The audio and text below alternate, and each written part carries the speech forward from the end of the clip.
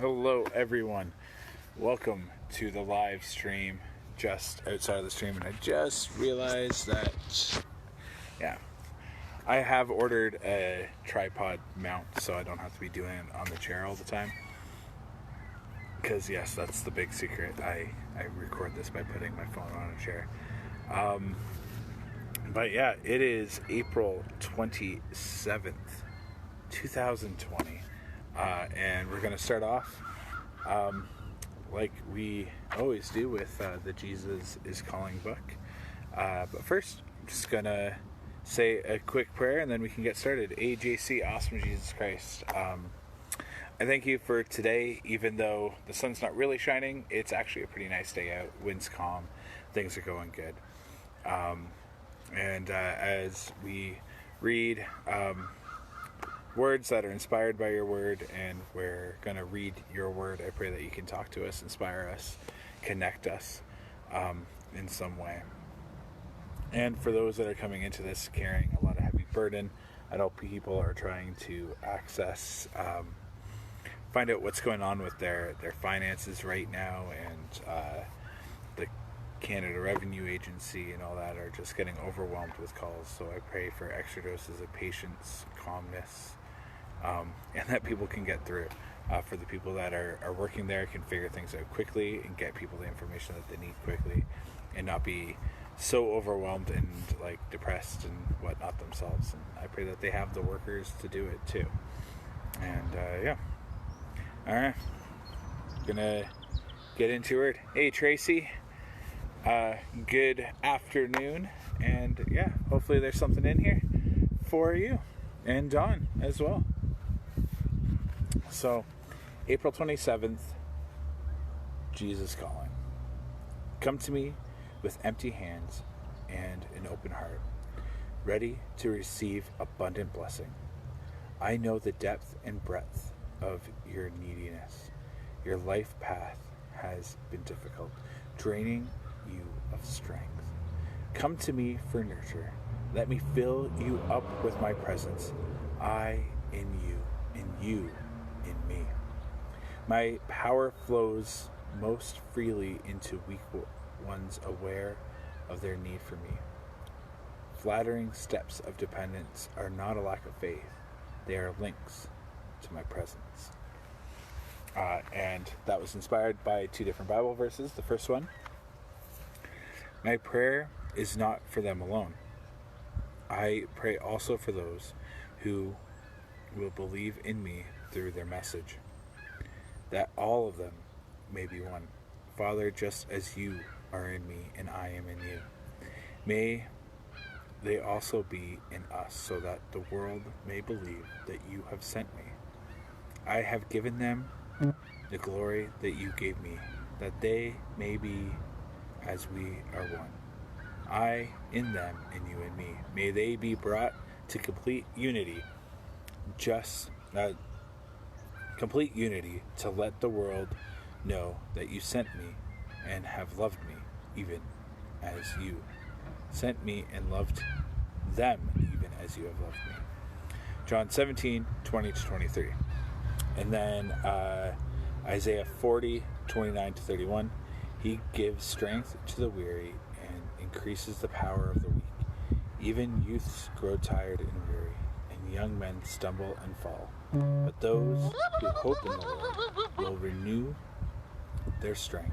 They will soar on wings like eagles. They will run and not grow weary. They will walk and not be faint. Isaiah 40, 29 to 31. Hey, Andrew and Ryan, welcome.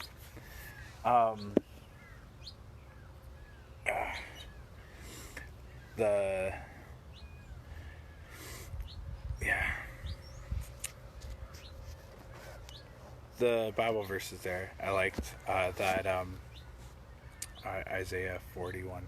I had a hat with that on it, and I don't know, it was one of my favorite hats.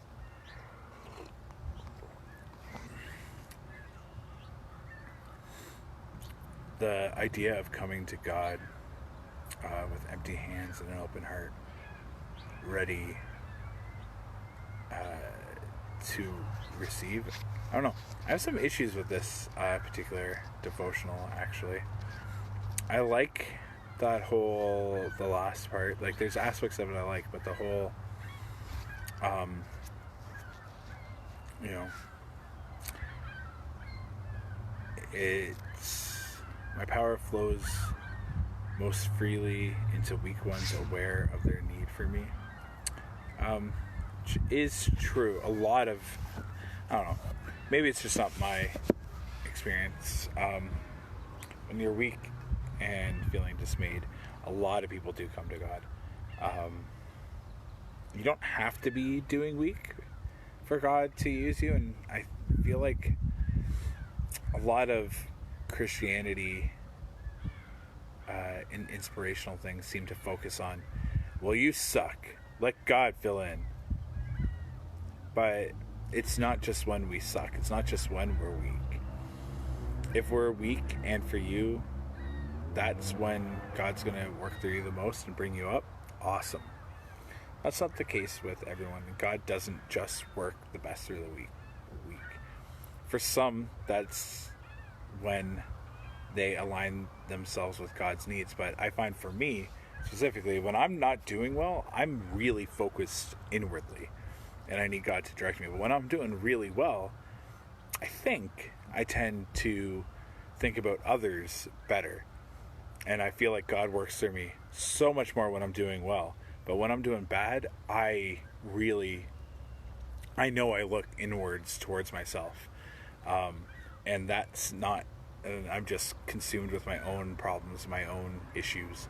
And that's not really a great way to have God work through me. So, I don't know, I had some issues with some of that because it's not my experience necessarily, but it is just a devotional, and I don't know, it just feels very shallow to me because it's not my experience. But if it was my experience, I'd probably feel very inspired by it. So if you're feeling weak, maybe it's an opportunity for God to work through you. But if you're feeling really strong right now, that's okay too.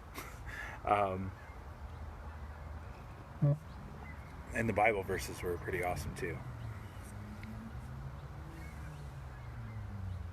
All right. So we're gonna get into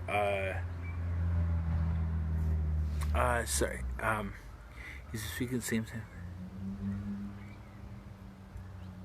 Yeah, exactly. So maybe I was feeling uncomfortable about it because, yeah, sometimes that works too. I feel uncomfortable about it because God's also doing something in somebody else too. So thank you for sharing that, Tracy. But yeah, so many times, and I hear, like, because I go to a lot of churches and a lot of outreach things, even in the outreach and people going like, yeah, come to God, and we highlight these stories where people have fallen so hard and then God picked them up. And it's like, there's no hope for people that are doing well. I know Jesus does say, it's easier for a rich man, or it's easier for a camel to enter through the eye of the needle than for a rich man to enter into the kingdom of heaven. And part of that is when, we're not feeling well, we don't realize that we need a doctor. So that's part of it. But no, you can still be doing well and be like, yeah, you know what? I need Jesus to get through, even though I am doing well.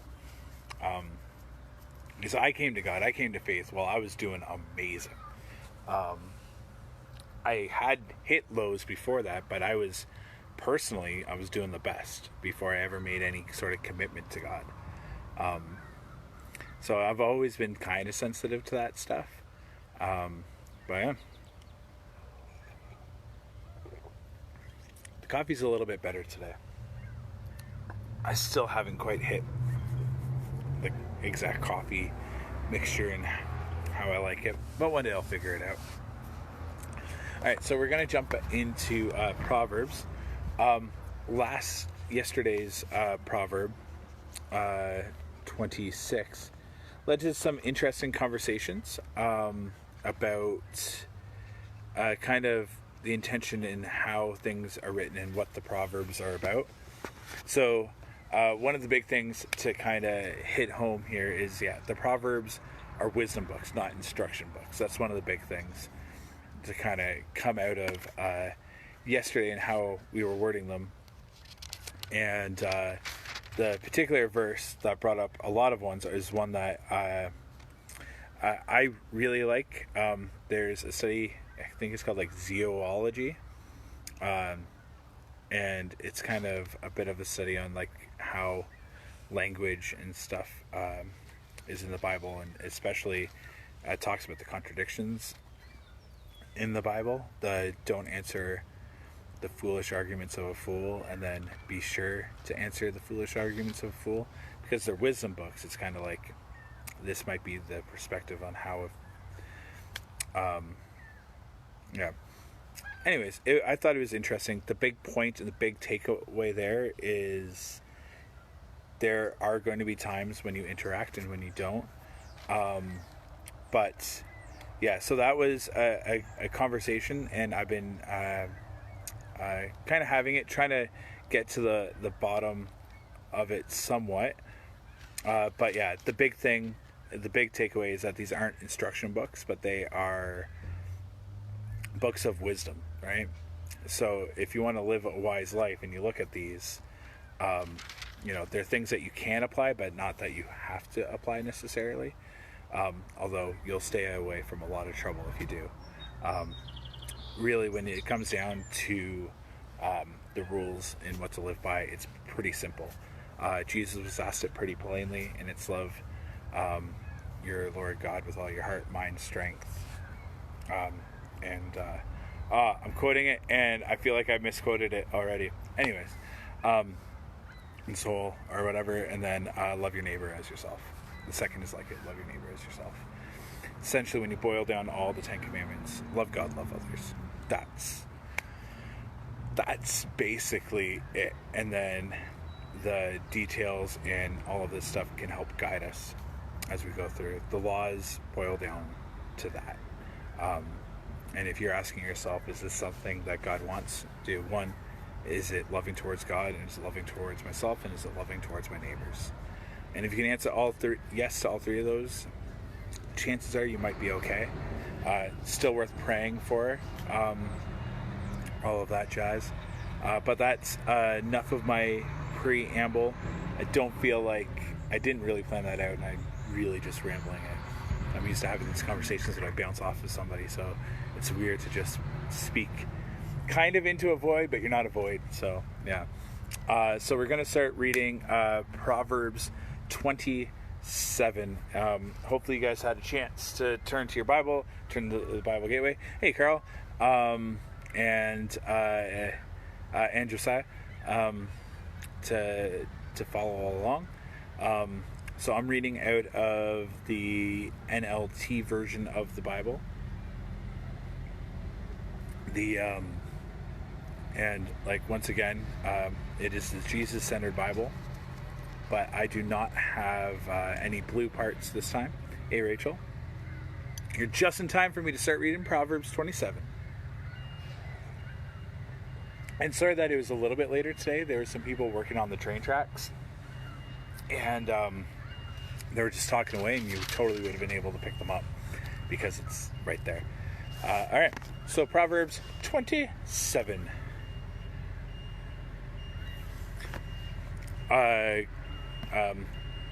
Of what? I want to know what you're trying to, what you want to be dressed as. I really want to go to Far Shot dressed as Green Arrow, but I wanted to do that for a while. My neighbor really wants to do that too. So I have a bow and arrow and everything, and I have gone there and tested out my skills. I'm not good. I'm not really good. All right, Proverbs 27. Don't brag about tomorrow, since you don't know what the day will bring. Let someone else praise you, and not your own mouth. A stranger, not your own lips. A stone is heavy, and sand is weighty, but the resentment caused by a fool is even heavier. Anger is cruel, and wrath is like a flood, but jealousy is even more dangerous. An open rebuke is better than hidden love. Wounds from a sincere friend are better than many kisses from an enemy. So that talks a lot about what we've been talking about the last few days with the whole, a real friend will tell you how it is, right? A person who, and one of the reasons for that is that there's love and there's care, and you're actually caring about the person, right? Yeah, I know, I really want to do okay, so, or like one person be like Artemis, one person be like Green Arrow, one person be like Hawkeye.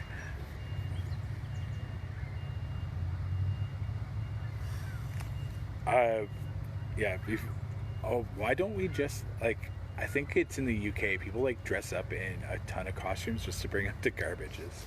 I kind of want to do that, and there's a mailman going around dressed up as superheroes each day. It's like, why not? We should all go as like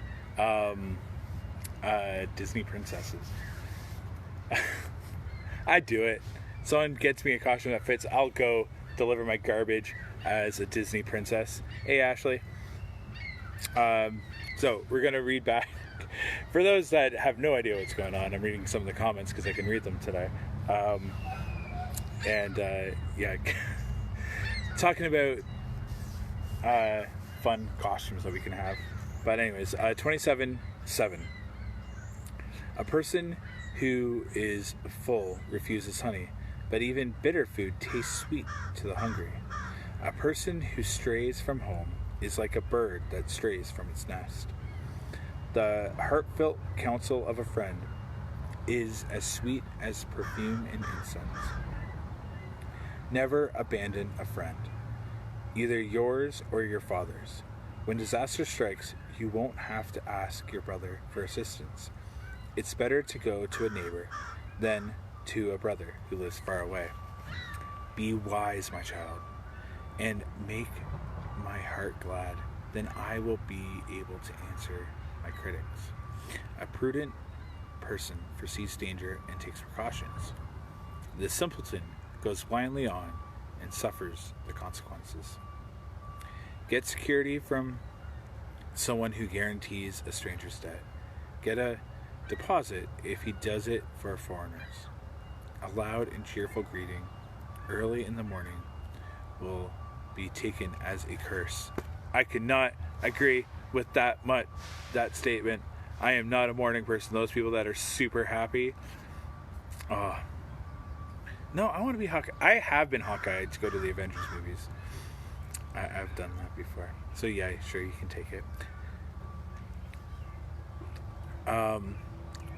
That whole a loud, cheerful greeting early in the morning will be taken as a curse. That is me. If it's before like 12:30, I'm usually the kind of person that takes it like, morning people. Anyways, if you ever wonder why I'm kind of blah in the mornings, that's why. Meet me at like 9 o'clock at night and I'm super happy, energy, and I'm good to go. But yeah, 9 in the morning, continue on 15. A quarrelsome wife is as annoying as constant dripping on a rainy day. Stopping her complaints is like trying to stop the wind or trying to hold something with greased hands. Grease up watermelon is a fun game, and it is very hard to hold on to. As iron sharpens iron, so a friend sharpens a friend. As workers who tend a fig tree are allowed to eat the fruit, so workers who protect their employees' interests will be rewarded. As a face is reflected in water, so the heart reflects the real person. Just as death and destruction are never satisfied, so human desire will never be satisfied. Fire tests the purity of silver and gold, but a person is tested by being praised. You cannot separate fools from their foolishness, even though you grind them like grain with mortar and pestle. I'm saying that wrong, but you know what I mean. Know the state of your flocks and put your heart into caring for herds, for the riches don't last forever, and the crown might not be might not be passed to the next generation. After the hay is harvested and the new crop appears, the mountain grasses are gathered in. Your sheep will provide wool for clothing, and your goats will provide the price of a field. And you will have enough goat's milk for yourself, your family, and your servant girls.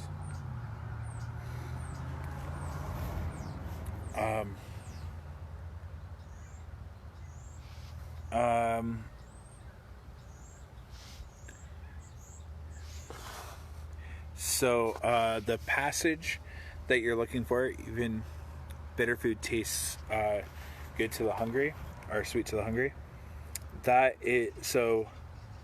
27:7. A person who is full refuses honey, but even bitter food tastes sweet to the hungry. That's an interesting one, for sure. And I think one of the examples that comes to my head is actually an example of the opposite of that. In like Portland, they're famous because their homeless people care what coffee they drink. They care where it comes from, and they won't accept it if it comes from a place that they don't like.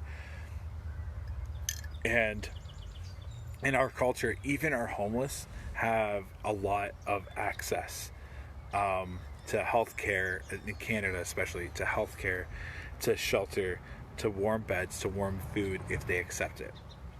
But there's people that are like middle class in their country that still struggle to get food in some of these other countries. And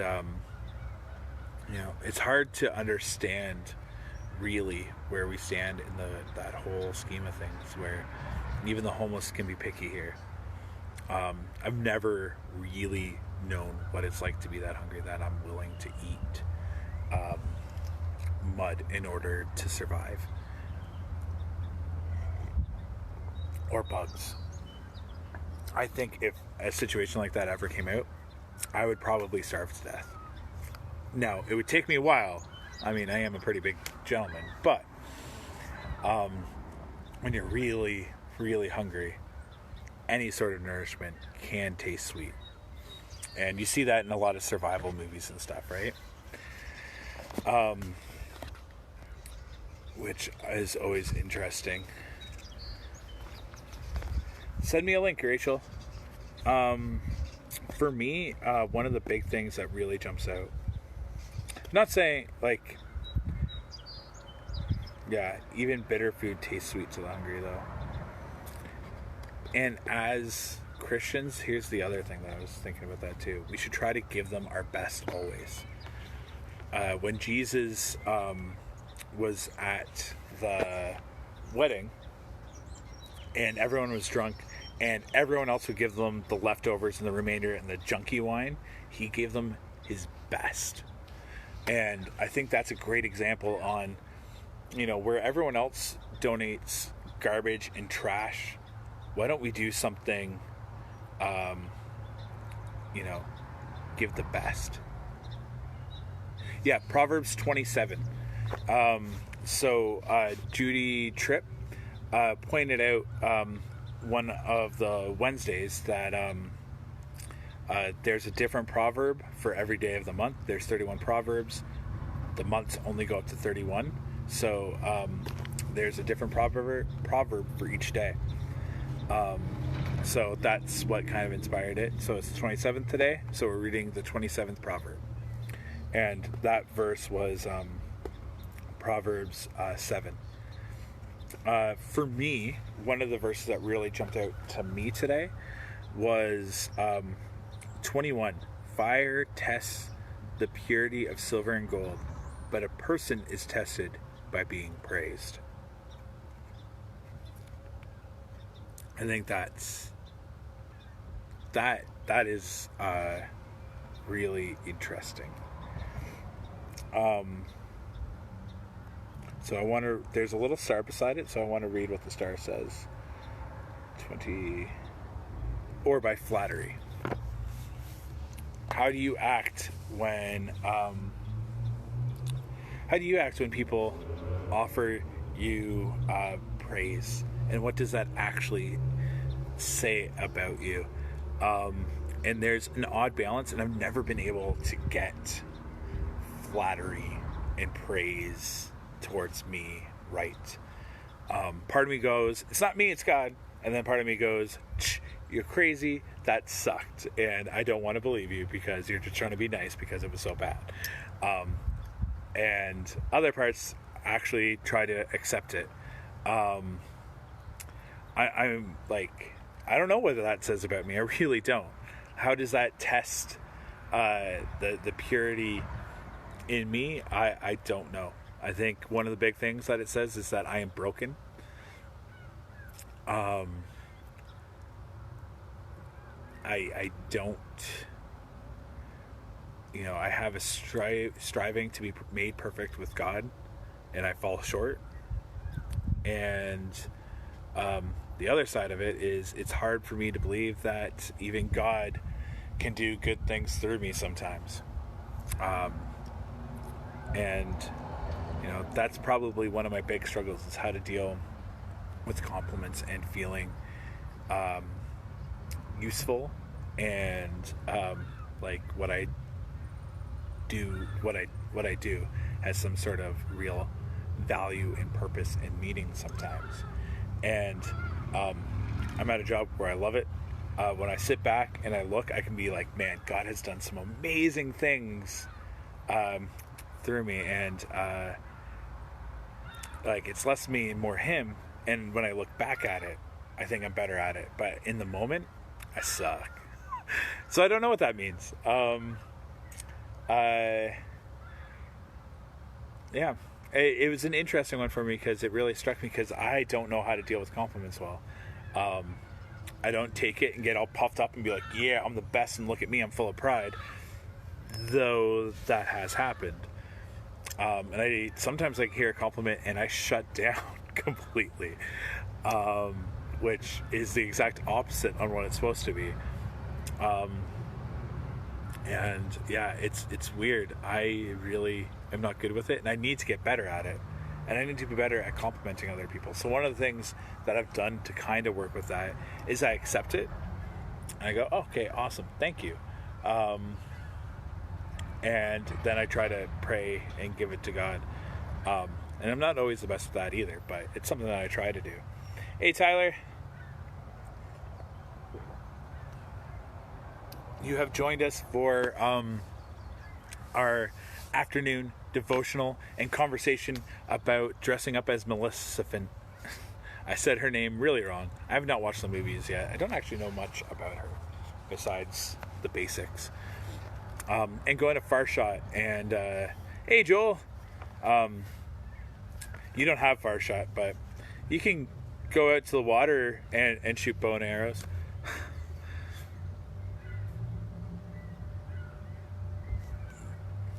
Yeah, it is kind of weird. How do you not boast? How do you not let your right hand know what the left hand's doing, yet also boast about God and what he's doing? And it's been a struggle my whole life.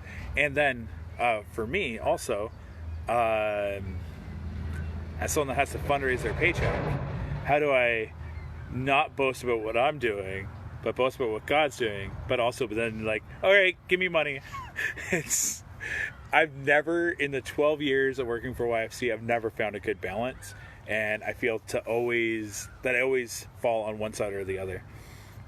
So Joel, I'm not too sure when you joined us, but thank you for joining. It's a really cool thing to be able to connect, even though you are way out east. You're a day and a half, 2 days journey. Which, it's kind of cool. Hopefully it's as nice there as it is here.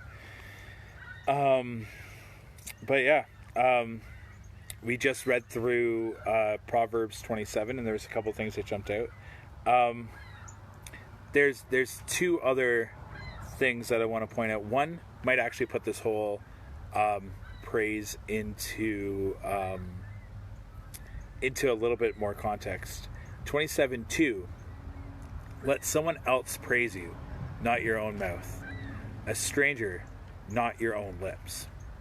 if you're praising yourself, I think that's a pretty good sign that that purity, that fire that tests the purity of silver and gold. If you're praising yourself, that's probably a good sign that you're not super without impurities. The translation, it's weird for me. Resentment call a heavy stone and sand is weighty, but the resentment caused by a fool is even heavier. I'm not 100% sure what that one's trying to say, but I did have it highlighted. And like, yeah, it stood out to me as like I don't know why I have it highlighted. Resentment caused by a fool is even heavier.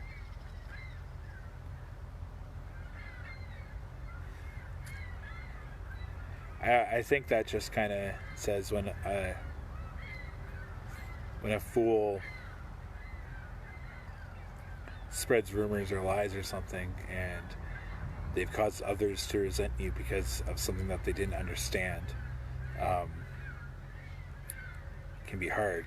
So if you tell the truth sometimes can hit like a heavy stone, or just feel like it's a heavy sandbag on your back.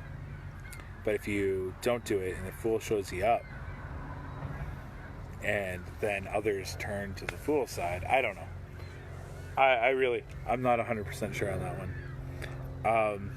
Number 5, verse 5, an open rebuke is better than hidden love. If you love someone, tell them as it is.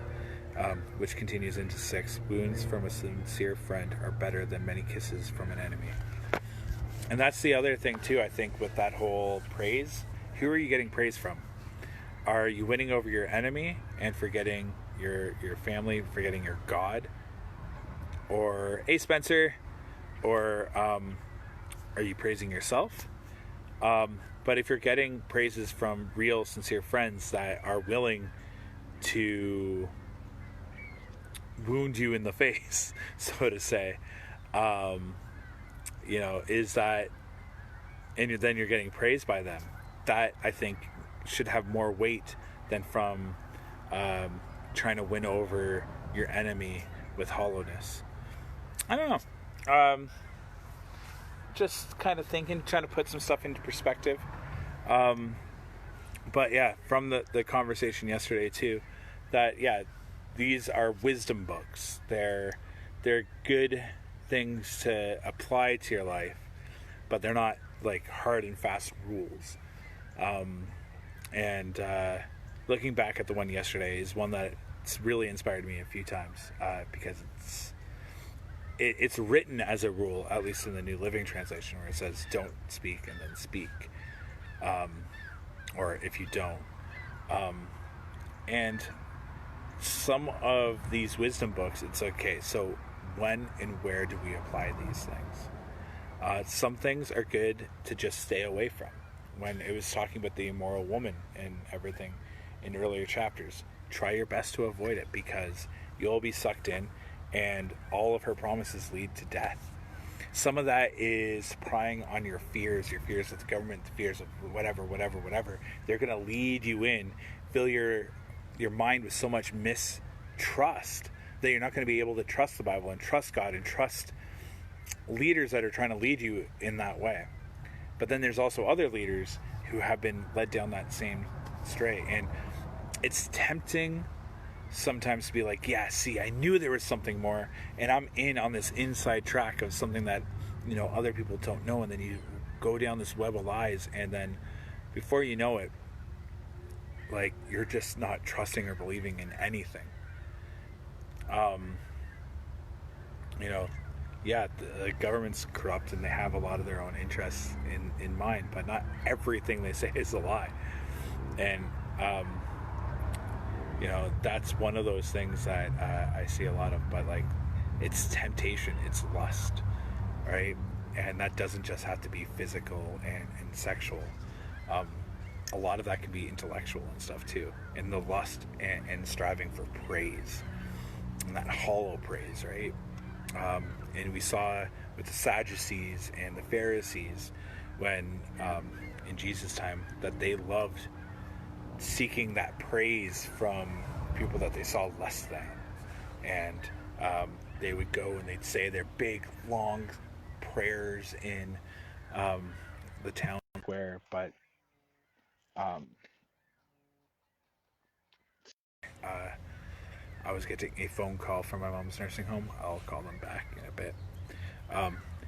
And yeah, they would have these big long prayers, and people would look at them and be like, holy cow, they're so holy.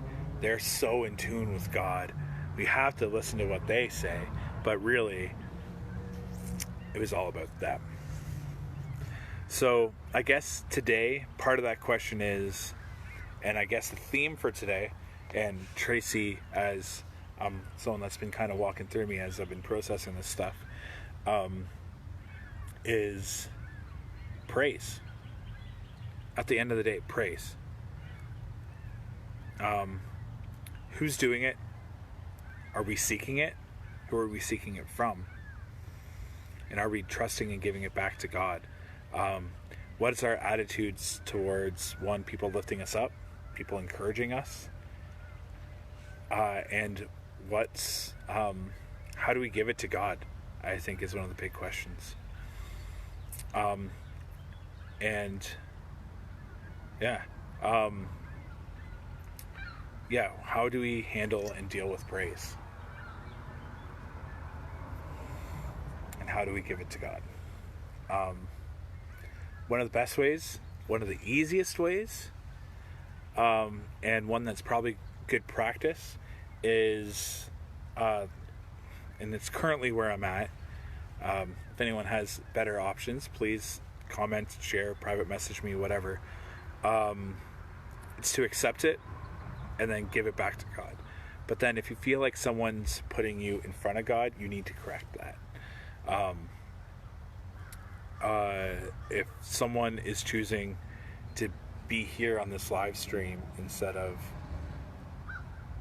if I were to continue this after the whole quarantine stuff and then they never interacted with a church, I'd be like, well, no, yes, I'm reading the Bible and it's pretty good, but to be a part of a loving, caring community in a church is probably better.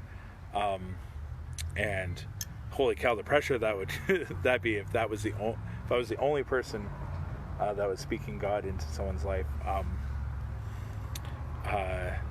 which I probably am. Naively, I don't think I am, but now that I'm saying it out loud, I probably am for some people, which is a scary thought, because I try to follow God. I try to be like Jesus and follow his commands and teach others to do likewise, but I know I fall short a whole lot. But yeah, I've been kind of rambling for the last little bit, but it was fun to actually interact with people through text. It was good. So Spencer, I'm sorry, but the water isn't really moving all that much, but here's it to you.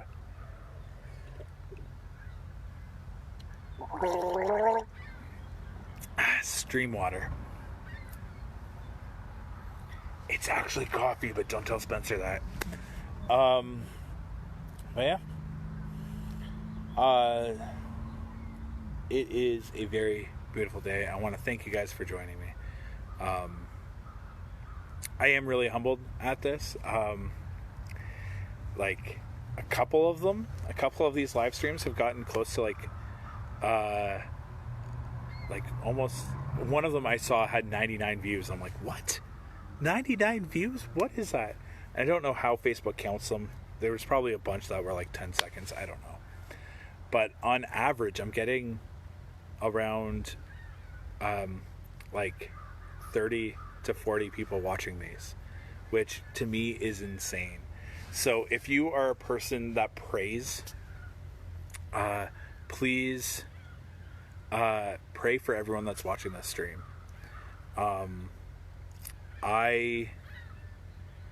don't know why or how God's using this, but they are. But He is, sorry. I think so. At least for me, He is. And it's kind of like, all right, this is a dumb idea. Someone that's dyslexic, has issues reading, stand outside and read the Bible, and talk about costumes and going to Far Shot, and choosing, joking about drinking stream water. It's a dumb idea. But a dumb idea executed well with God. That's kind of my theme for 2020.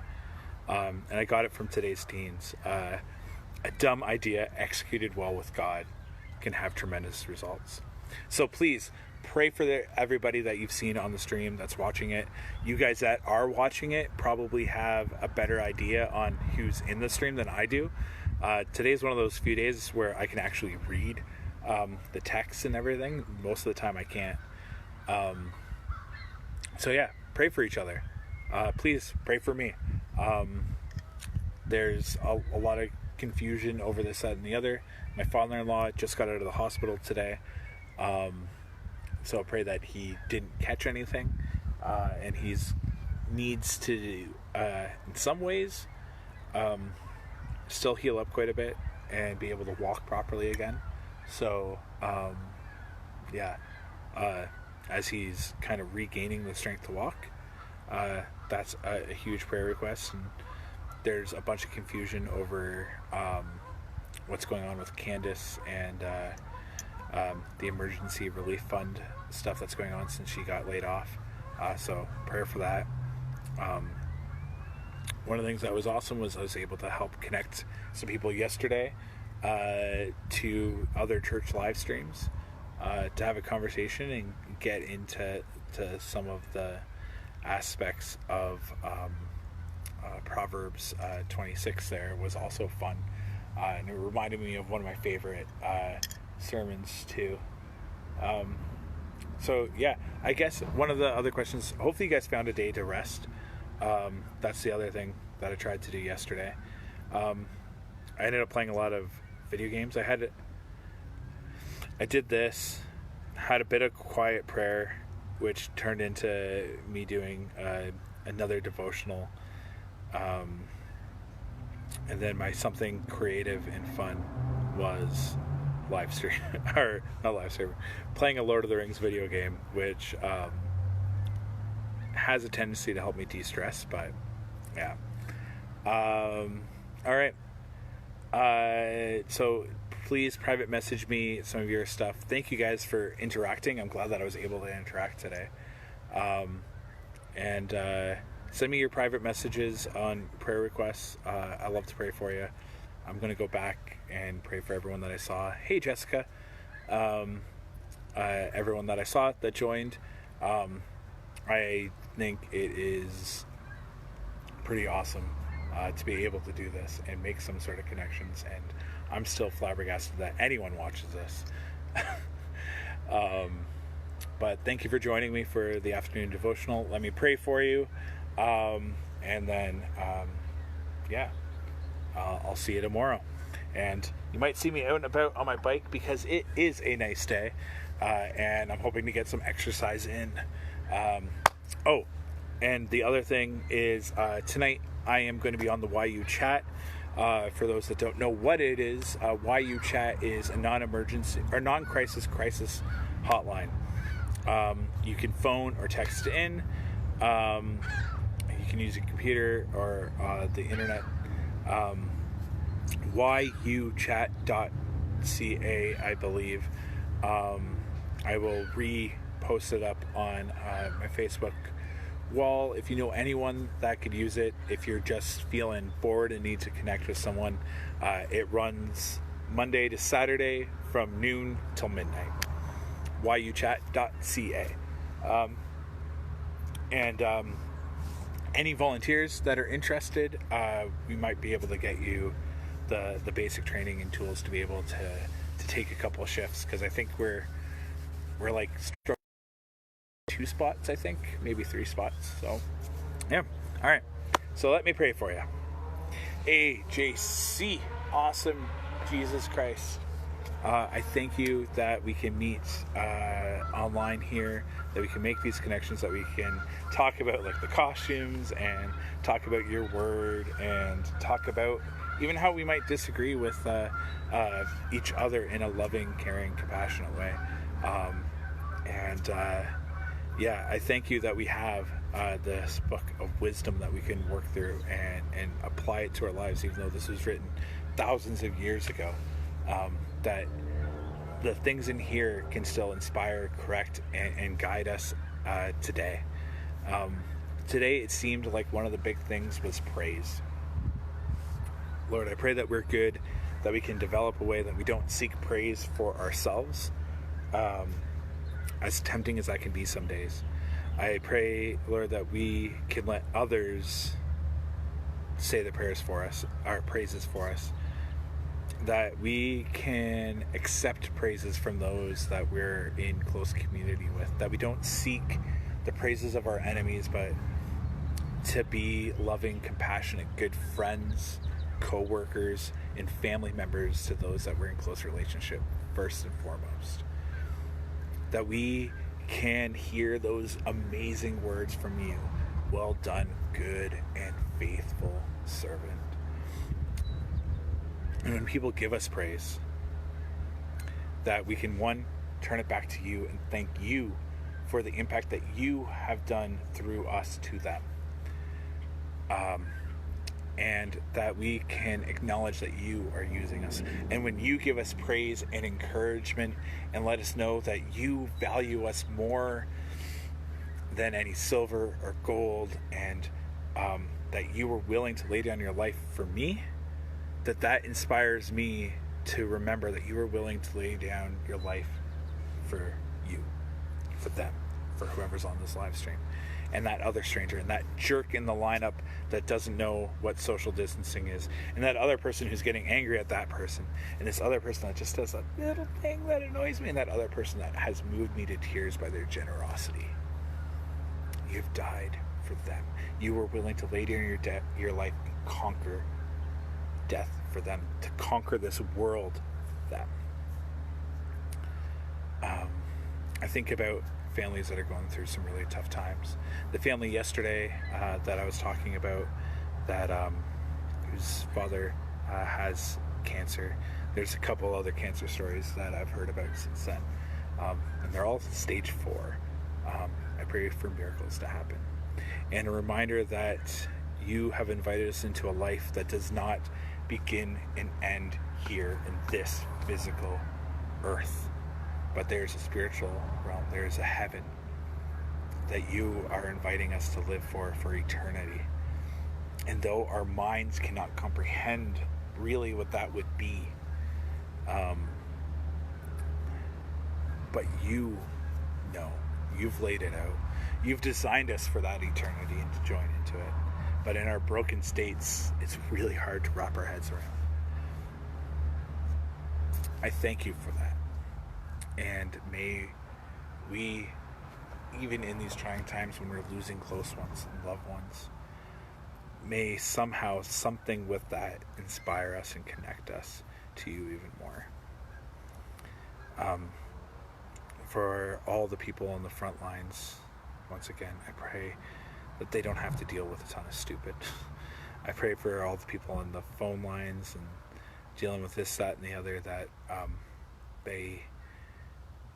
for patience, that they don't feel overwhelmed, that they can get their sense of duty. For the people that are even repairing the train tracks, Lord, I lift them up. And I thank you for all the ways that you love us, that you care for us, that you connect us, that you inspire us, that you help us. Not just here, but going forward. All right. Well, thank you all for joining. Once again, I like it. I will see you guys tomorrow. Pass forward the information about yuchat.ca. And